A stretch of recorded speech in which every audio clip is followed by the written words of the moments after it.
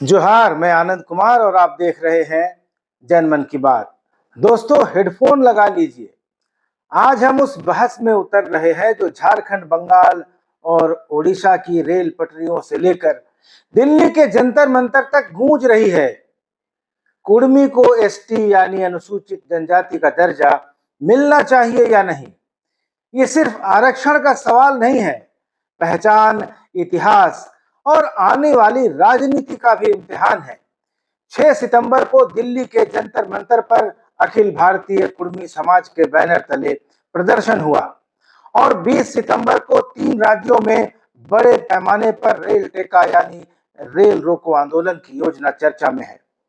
मतलब मुद्दा गर्म है और असर सीधे जनता पर पड़ेगा। दोस्तों, क्या किसी समुदाय की सदियों पुरानी पहचान सरकारी फाइलों से तय होती है? और अगर हाँ, तो उन फाइलों में लिखने मिटाने का रबर किसके हाथ में है?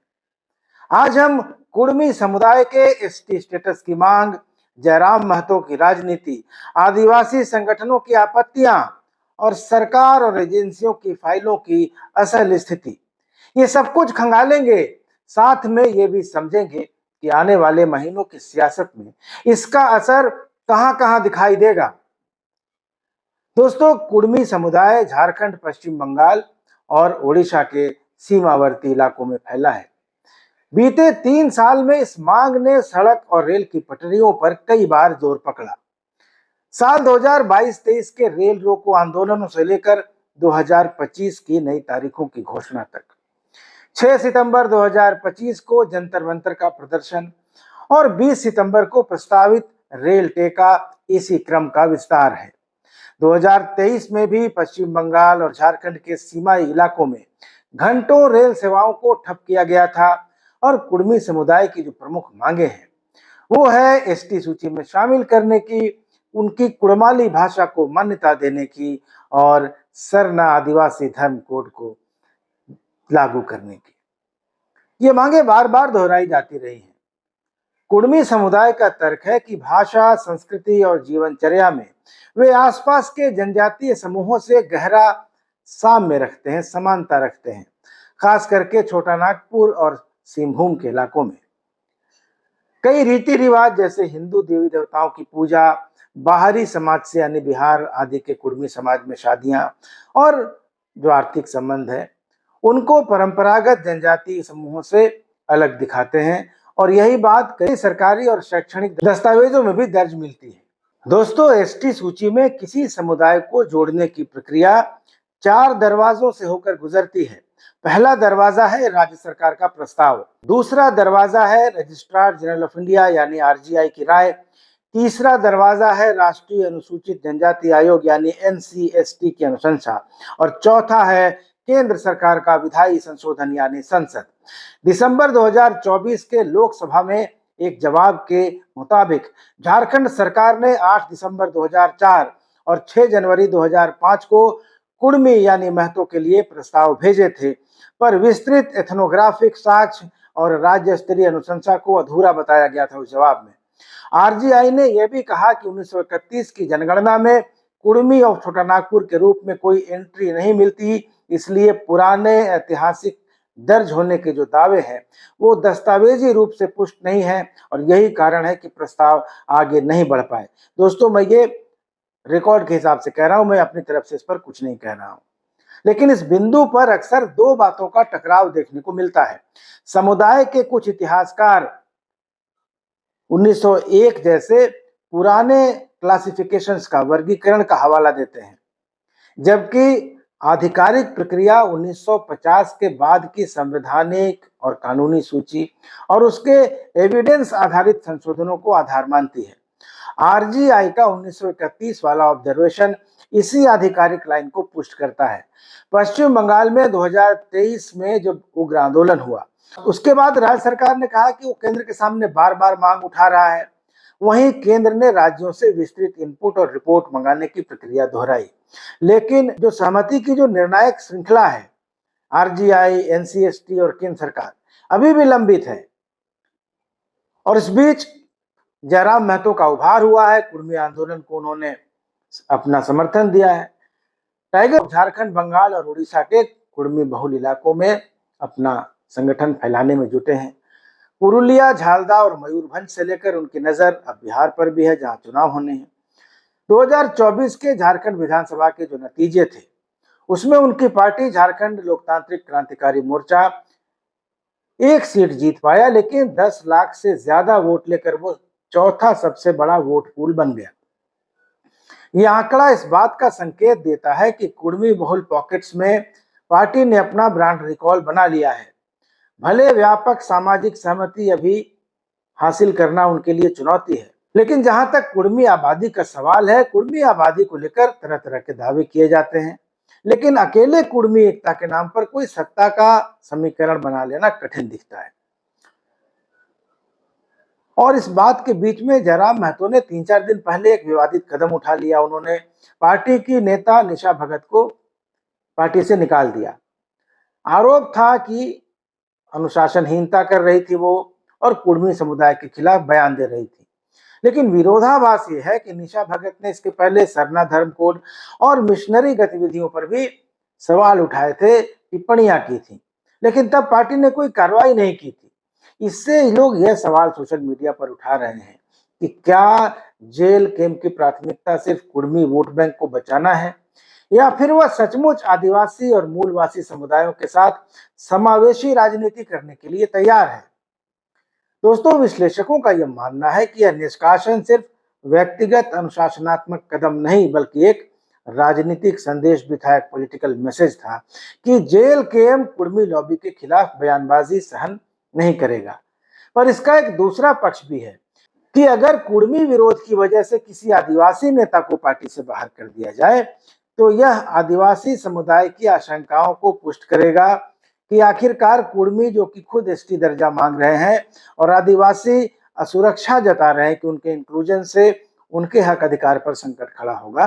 तो ऐसे में जयराम महतो के लिए यही तो चुनौती है कि क्या वे आदिवासियों को यह भरोसा दिला पाएंगे कि कुर्मी को अगर एसटी दर्जा मिल जाए तो आदिवासियों के जो पहले से आ रहे हक और अधिकार हैं वो कमजोर नहीं होंगे, बल्कि राज्य की राजनीति में और राज्य के संसाधनों पर उनका दावा और मजबूत होगा।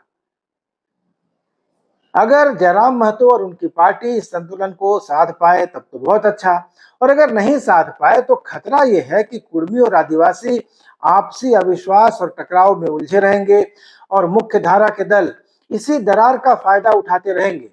लेकिन अगर जयराम महतो कोई समावेशी ब्रिज बना लेते हैं तो यह न सिर्फ झारखंड बल्कि बंगाल, उड़ीसा और बिहार की सीमाई राजनीति में भी वो फायदा करेगा उनको, और वो एक ताकत के रूप में उभर सकते हैं। दोस्तों, किसी भी समुदाय को अनुसूचित जनजाति में जोड़ने के लिए केंद्र की मोडालिटीज बिल्कुल साफ है। उस समुदाय की विशिष्ट सामाजिक सांस्कृतिक पहचान होनी चाहिए, भौगोलिक संकेंद्रीकरण होना चाहिए, ऐतिहासिक पिछड़ापन होना चाहिए, और सबसे अहम कि आरजीआई और एनसीएसटी की सहमति होनी चाहिए। 2024 के संसदीय उत्तर में यही बात को दोहराया गया था कि सिर्फ राज्य और कैबिनेट का प्रस्ताव काफी नहीं है, पूरी एथनोग्राफिक स्टडी और सर्वसम्मत संस्थागत राय होनी चाहिए। राजनीतिक कथनों और अदालत या संसद केंद्रित कानूनी सूची के बीच सबसे बड़ा फासला यही दिखाई देता है। उधर बंगाल, उड़ीसा और झारखंड के सीमावर्ती इलाकों में कुड़माली भाषा और लोक संस्कृति का साझा आर्ग्यूमेंट कुर्मी समुदाय के पक्ष में जाता है।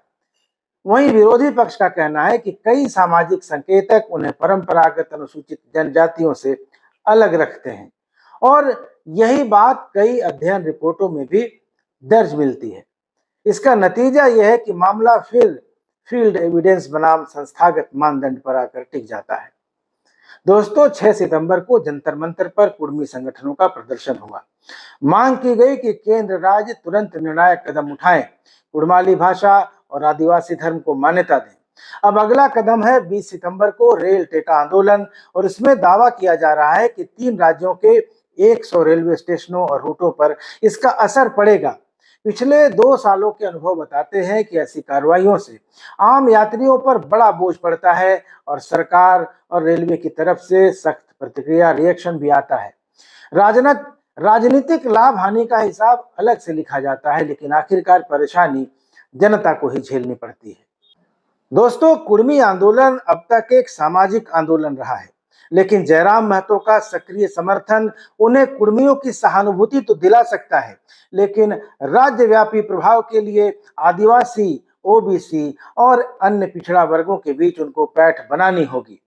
मुख्य धारा के दलों की दुविधा यह है कि वे एसटी सूची में कुर्मी को जोड़ने के सवाल पर हमेशा बचकर चलते हैं, क्योंकि कोई भी दल किसी खास जाति या समुदाय को नाराज करने का जोखिम नहीं लेना चाहता है। तो कुर्मी जाति के एसटी में इंक्लूजन की औपचारिक प्रक्रिया, जैसा मैंने पहले बताया, वो 4 स्तरीय है। पहला, राज्य सरकार से प्रस्ताव जाए, जो पहले गया हुआ है। दूसरा, रजिस्ट्रार जनरल ऑफ इंडिया और राष्ट्रीय अनुसूचित जनजाति आयोग से सिफारिश के बाद संसद की मंजूरी इसको मिले। सिर्फ राज्य की घोषणा, कैबिनेट की मंजूरी या विधानसभा से प्रस्ताव भेजने से सूची में हेरफेर नहीं होता। किसी का न इंक्लूजन होता है न एक्सक्लूजन होता है। झारखंड ने 2004-05 में प्रस्ताव भेजे थे, पर आरजीआई और केंद्र ने इसको अपर्याप्त साक्ष्य बताते हुए आगे नहीं बढ़ाया। 1931 की सूची में कुर्मी ऑफ छोटानागपुर का रिकॉर्ड आरजीआई को नहीं मिला। लेकिन कुछ बड़े सवाल हैं जो अब भी खुले हैं। क्या राज्य सरकारें झारखंड, पश्चिम बंगाल और उड़ीसा अपडेटेड एथनोग्राफी सहित पूरी डोजियर के साथ नई फाइलें केंद्र को भेजेंगे, और भेजेंगे तो कब भेजेंगे? आरजीआई और एनसीएसटी का ताजा तरीन स्टैंड क्या होगा? क्या वे 2004-05 से अलग राय देंगे? जेल केम क्या कुर्मी सपोर्ट के पार जाकर आदिवासी ओबीसी की खाई पर कोई पुल बना पाएगा, या सिंगल कम्युनिटी का टैग उनके राजनीतिक अवसरों को सीमित कर देगा? दोस्तों, 20 सितंबर का रेल टेका अगर बड़े पैमाने पर हुआ तो जनभावना किस ओर झुकेगी? कुर्मी समुदाय के हक के समर्थन की तरफ, या फिर परेशानी से उपजी नाराजगी के रूप में? तो कहानी साफ है। सड़क का शोर जब तक कानूनी सच नहीं बनेगा, जब तक आरजीआई, एनसीएसटी और संसद की चेन एक्टिव नहीं होगी, तब तक कुर्मी का इंक्लूजन नहीं होगा। जयराम महतो की जेल केम ने वोट ग्राउंड तो बना लिया, लेकिन समावेशी राजनीति के बिना उनका ये उछाल टिकेगा या नहीं, ये अगली परीक्षा है। 6 सितंबर की आवाज दिल्ली तक पहुंची है। 20 सितंबर को रेल की पटरियां कितना बोलेंगी, ये देखना होगा। दोस्तों, तो आप बताइए, कुर्मी को एसटी सूची में शामिल किया जाना चाहिए तो क्यों किया जाना चाहिए? नहीं किया जाना चाहिए तो क्यों नहीं किया जाना चाहिए? कमेंट में तर्क के साथ अपनी बात रखें। और हाँ, बहस गर्म हो सकती है, पर भाषा जरूर ठंडी रखें। इस वीडियो में इतना ही। अगले वीडियो में मिलेंगे, तब तक चैनल को सब्सक्राइब जरूर कर लीजिएगा। इजाजत दीजिए। धन्यवाद। नमस्कार।